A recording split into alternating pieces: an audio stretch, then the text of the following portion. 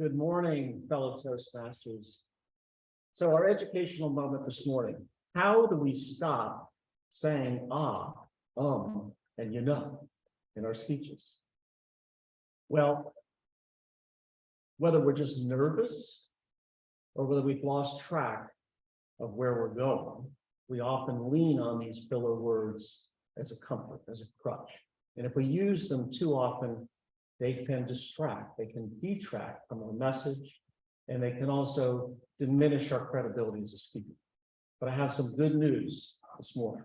I did some reading because I'm looking to solve this for myself. And I found a simple 3-step method to eliminate these crutch words from your speeches.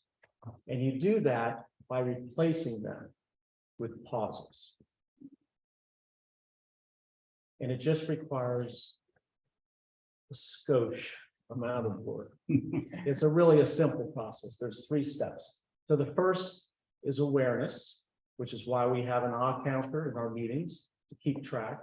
And once we become aware of the crutch words that we use most often, and I tend to use and so quite a bit. When we become aware of those words, we're going to notice, we'll begin to recognize how often we use them in our daily conversation. And when we do that, when we catch ourselves using one of those words, we need to connect it with a physical action. And it was suggested that maybe you just sort of clap your thigh or ask a family member or a friend to call you out on it, to make you aware. So awareness, that's number 1. Number 2, and this is the harder one, and this requires some commitment, this is to force yourself to be silent. And it was suggested, again, one way of practicing this is at the end of each day, get your phone and record yourself recounting everything you did that day from beginning to end. And practice pausing as you do it. Practice pausing and replacing those filler words. And then the last is more practice. Preparation. So the number 1 reason that we use these filler words is nerves. And so in order to eliminate nerves, we want to be prepared. So we need to practice.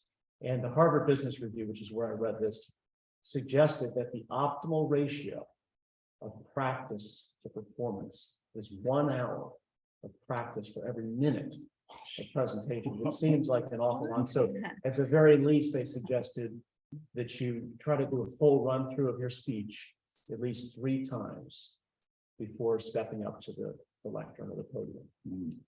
So identify your crutch words, practice your pauses, practice your speeches, and turn a weakness into a strength. Thank you.